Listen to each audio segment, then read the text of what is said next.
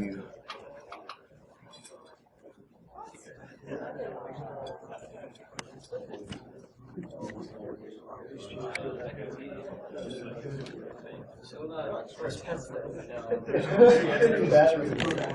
right, guys, we are now recording.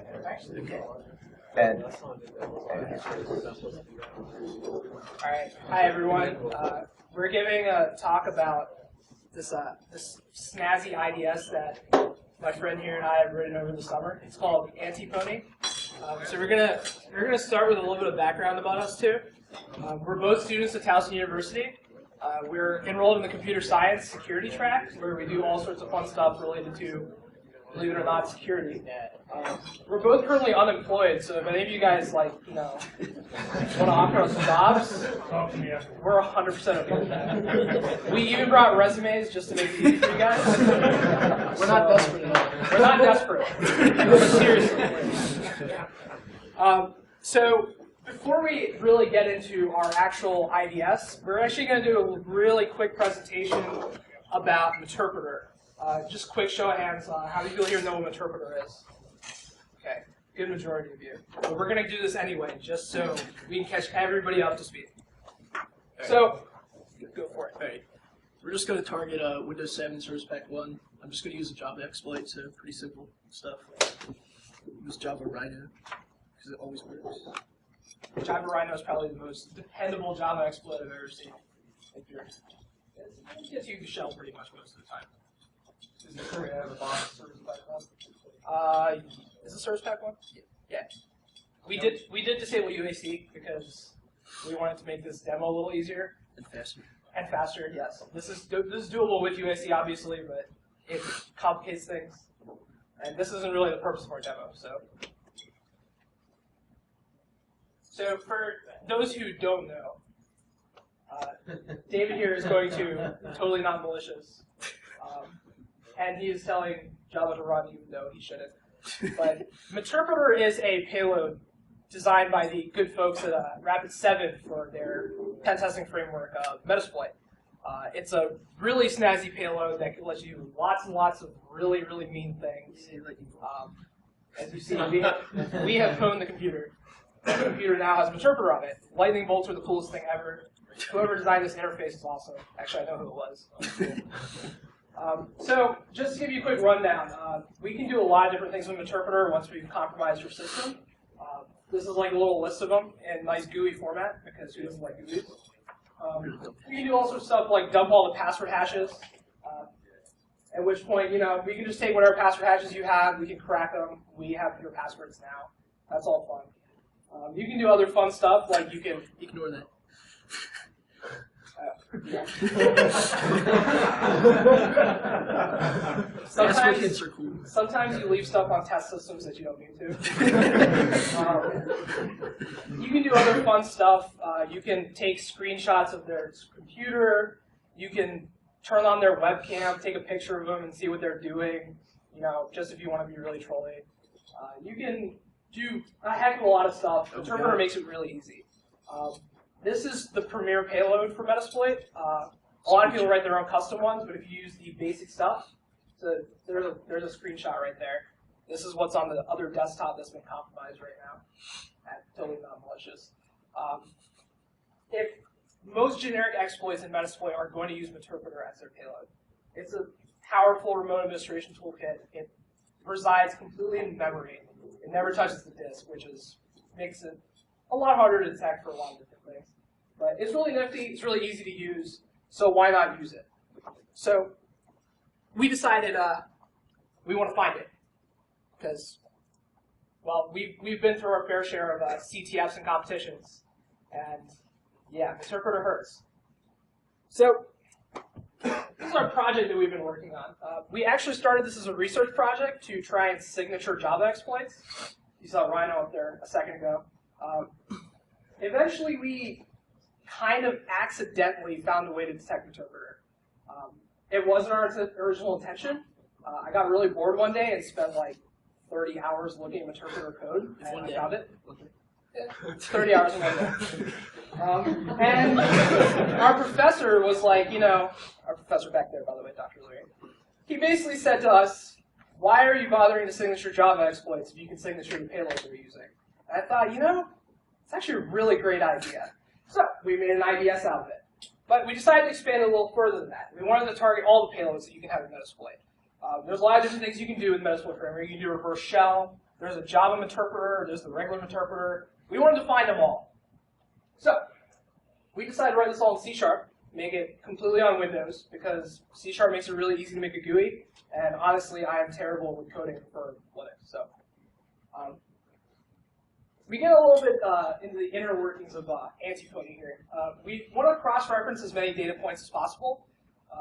Because this is an IDS primarily, we want to let the user make a decision on what they're doing. And we give them as much information as we possibly can, and then let them decide what they want to do with it. We actually wrote a memory scanner from scratch to find signatures in memory. As I mentioned a little briefly, the interpreter does not ever touch the disk in its regular format. So we actually pull in the memory of every single process on the system in our own program, and we scan it. And we look for a very, very specific signature, which is always the same no matter what you do with the interpreter. We also do fun things like we read the whole TCP table and we try and find anything that looks suspicious. We cross-reference that with the interpreter we found. If there is something that looks like an interpreter connecting out on a very, very high port to a random IP address, that's usually a good sign something is wrong. So the real interesting part of interpreter that makes it really hard to play with is it can exist anywhere. It can exist in Notepad, which is the most common one. It can exist in WinLogon, which is not good. It can exist in theoretically any process on the system except for maybe the system process, which isn't really a process. So it doesn't count. After loading it itself, it actually loads this whole function call table into memory. So every time you do a command on your end and you say, do this, the interpreter on the other end says, hey, here's my function. And that's actually what we're looking for. Each entry in the table is a specific function. We actually look for standard API underscore sys underscore process under gets PID. Get PID gets you your process ID. Very simple function. This is how I accidentally stumbled upon this. Searching through memory and you search for the string get PID. Congratulations, you have a signature from interpreter. Now, as I said before, we do take the outbound connections from this process to give the user as much information as possible. If you've ever participated in any of the CCDC competitions, one of the things you have to do is file incident reports, in which you have to basically tell the white team what exactly happened, who did it, and what your proof is. So we kind of want to give you as much proof as possible. Another thing you do is reverse shells. Now, this is actually really funny because you would think a reverse shell is just command.exe running. It turns out, in the case of interpreter, it is actually a interpreter shell spawning a command.exe underneath it. So if we find interpreter, we find reverse shells as well. So we pretty much just look for a very, very, very crazy named executable, usually like capital Y underscore UIJK.exe. And we say, oh, is there command.exe running under it? That's probably not good. So if we find it connecting outbound, we found something. Now, here's where it gets very interesting. Persistence is a nasty, nasty thing that you can do with interpreter, which allows you to persist. Every time the user reboots their computer, you get a shell back. Every time the user logs off and logs on, you get a shell back. It's really, really annoying, and it's actually really hard to get rid of. It actually uses a lot of different things together. The first thing it does is drop a VBS file in your temp folder. Who here has used a VBS file in the last, I don't know, like 4 years? Okay, so like 2 people. So if you find a VBS file in your temp folder, you should be worried because that shouldn't be there. It also creates a bunch of registry entries. We find those too because, like I said, they're very obvious and we want to find everything we can. If you find a registry entry that looks like a very random name, like capital Y underscore U WXYZ, that's not good either. Then it runs a nice little executable on your computer, either WScript or CScript. And we've actually found both of them. And kind of randomly also. Yes, very Doesn't random. seem to matter what you do. If those are running, they're usually calling the VBS file in the temp folder, and they spawn an interpreter executable every 4 seconds. And they try to connect back. And that is the actual persistence method. So you have to find that too. We actually read the command line parameters for it, and we see what it's calling. If it says .vbs in it, and it says temp in it, you can kind of figure it out from there. So there's more registry keys here. These are actually the real values. They go in HT local machine, HT current user, and services, and they're just spawn all the time. It's actually really, really nasty to watch. So, question is, what do you do after detection? We actually do have an IPS mode, but I'll talk about it a little bit more. In IDS mode, we want to present everything we can to the user and let them make a decision on it. We'll log everything to a file, so you can look at it later, and you can see what you did, what we detected, why we detected it, and they can do whatever they want. We give them the option to kill the files, we give them the option to kill registry keys, you can do anything. In IPS mode, our current functionality is literally just nuke it from orbit. If we find Meterpreter in anything, we kill it, which is not necessarily a good thing, because if Meterpreter's in, I don't know, WinLogon, we kill that too.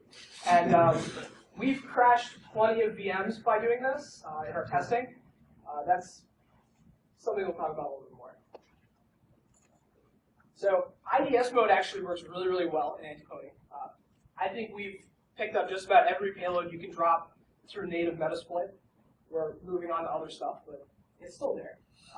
IPS mode works. It's very slow. This is one thing we've been trying to figure out. We don't know why it's slow. It seems to make sense the way we're setting it up, and yet sometimes it just doesn't work. It'll kill the shell that you have in anywhere between 5 seconds and about 2 minutes, kind of randomly.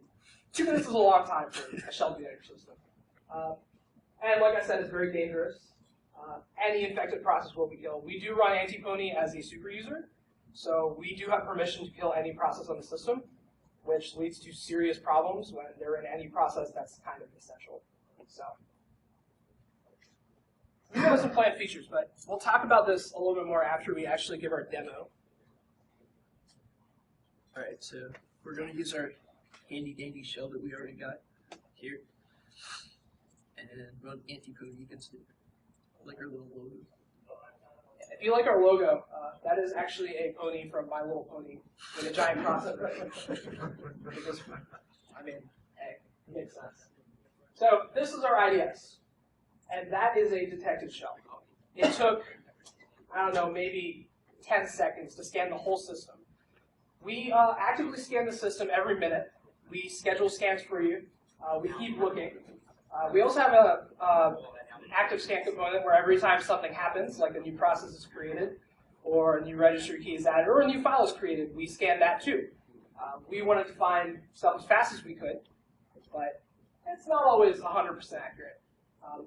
So you can see we actually give you a PID. We give you what it is. We give you the process. We give you where it is. We give you the outbound connection as well. So we're enumerating all the data we can to give you the opportunity to right-click on it and hit kill process. At which point, congratulations, you picked an attacker off your box. That's very good. If you've ever been in any of the CTF competitions or any of the CCDC competitions, that happens all the time. And what they do is not nice and happy and sunshine. They'll do mean things like erase big folders on your computer. So you want to get rid of them as fast as you can. So David is actually going to run a persistence script, so I can show you that as well. So there you go. We've already found the persistence C script right there. That is the crazy, crazy persistence that will continue to run no matter what you do until you kill it. And actually, in our initial testing, we spent a long time trying to figure out how to kill persistence, and we never found that executable. And it was a serious issue because we pretty much never killed it for probably a couple of weeks. Yeah, kind of sad. And there you go. We spawned another interpreter shell. So there's actually 2 shells in the system now because persistence made another one. As long as we kill those, as long as that C script is running, it'll keep making more and more and more and more and more. It's incredibly annoying. Apparently our registry tab has broken because the demo gods hate us.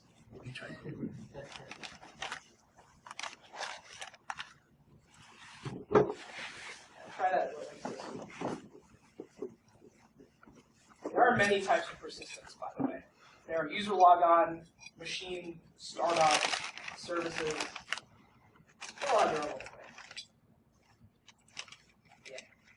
registry tab magically broke because, as I said, nothing ever works in a demo. All right, it works, I promise. You can look at the code on our GitHub. It works. So we also actually have an event log that goes with it. This is actually a running log of everything that happened. It also writes to the file, output.txt, because it's a cool name. We also have a configuration tab, which is completely and utterly useless in every way, shape, and form. It literally does nothing right now. There's a box. You can type in the box. It won't do anything, I promise. We haven't hooked any of it up because this is a work in progress still. Yes, that is not the new log file process. So we actually do allow you to run antipwny at startup, because if there's one thing you want on your computer every time it comes on, it should be your IPS. And we do have an IPS mode, and I explained why that was a terrible idea earlier, but David's going to do it anyway. Why not? So the fun thing about IPS mode is every single time we do an active scan of your system, every minute, anything we find, we immediately kill it. We don't really care what process it's in. You know, we don't care about any of that fun stuff. We just kind of nuke it. As I said, it can take any random amount. There you go. All gone. It took like 30 seconds. Attacker just lost all three of his shells in 30 seconds. And we conveniently log to you everything that happened. And as you can see, cscript is continuing to drop lots and lots and lots of interpreter files into your temp folder. And it will keep doing that forever.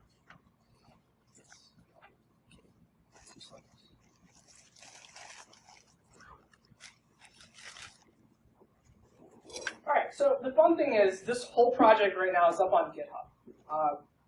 We do have a lot more planned features for this, so we're not actually stopping working on it. This is just as much as we can get done before this conference.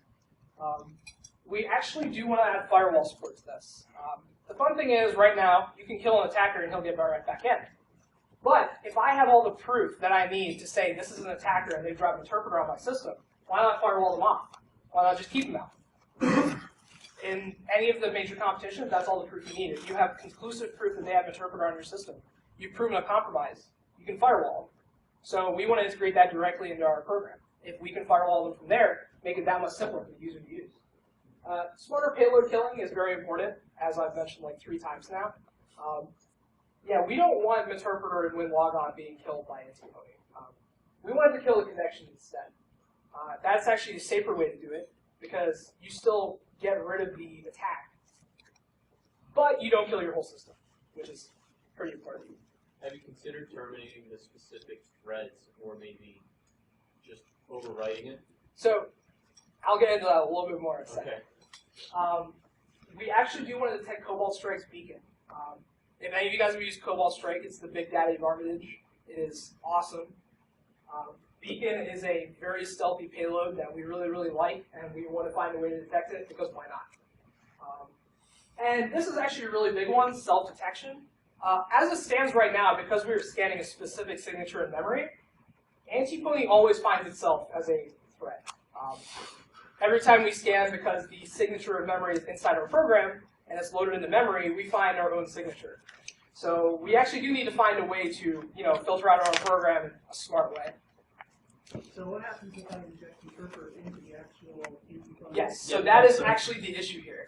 Is if the attacker has the time to get into your system and migrate into antipwny, you will not be able to find it in antipwny, which is exactly why we need a good self-detection system. However, telling it to scan itself right now results in true 100% of the time, so that's not really a good way to do it. And we do want to make the log file a little bit easier to use right now. That kind of started as an afterthought, and then we realized it's probably kind of important to have logging. So we actually did use a lot of different tools to get to where we are with this. I assume most people are familiar with procmon, but very few people have actually heard of proc.dot. This is actually an interesting tool that was put together to help analyze procmon files. I'm going to show them a quick screenshot. Yeah.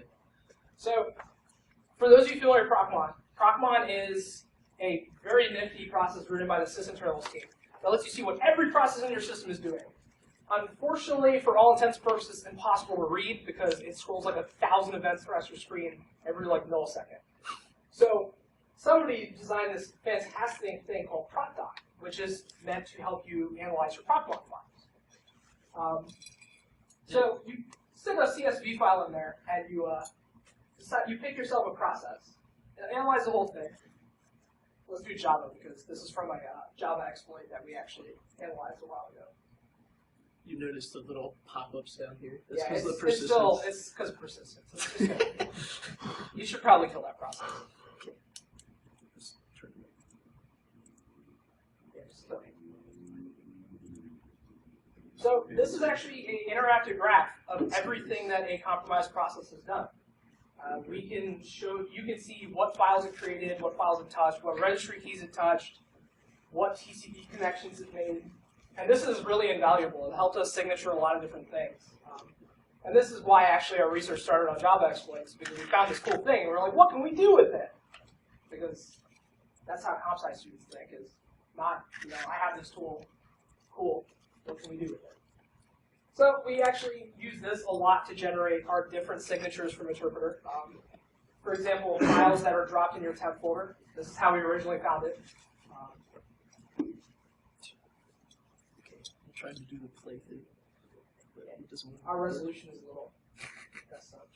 Anyway, can't really see it, but down there at the bottom has functionality to press like play, and it'll step through step by step what the process is actually doing. We're gonna hide this. Okay. No! It hates us right now. Curse you demo guys. Alright, well clearly Windows is freaking out like a lot. So it's probably not happy we spawned like 1,000 interpreter shells on it. Okay, go back to the slides. I'm not sure if any of you guys have heard of Cheat Engine. It does exactly what you think it does. It's a tool that was written to facilitate cheating on computer games. You can attach to any process. You can scan memory. You can actually look at the whole memory of the process, and that's actually what I ended up using to find the interpreter signature. We use the infamous TCP view. That is a competition's best friend because it allows you to play whack-a-mole with attackers, where they get in and then you say kill connection, and you do that for the whole competition. It's really fun. And Process Explorer, obviously. Process Explorer lets you see a lot of in-depth information about different processes. You can get information about DLLs that are loaded and stuff like that. It's pretty cool. So we actually did host this whole project on GitHub. That's your link right there if you want to go look at it. If you want to make pull requests, if you want to commit to it, be my guest. This is an open source IDS. If you guys feel like working on it together, we can possibly make a really sweet open source IDS that anybody can use at any given time. And the original goal for this project was actually just to create something that competition people could use to have fun with the red team, because they have fun at our expense all the time. So why not, give them a little payback with something that kills all their stuff instantaneously? But it kind of went a little bit bigger than that in the end, and we would like to see this continue a little bit more. One last thing I'm going to talk about really quick, and this is more in the theoretical sense of things. We actually did talk to Raphael Mudge, the creator of Armitage, and one thing he told us about was every single payload in Metasploit uses reflective DLL injection to add DLLs to a running process. And he said, if you can find the way Metasploit does that, you can find every single payload ever.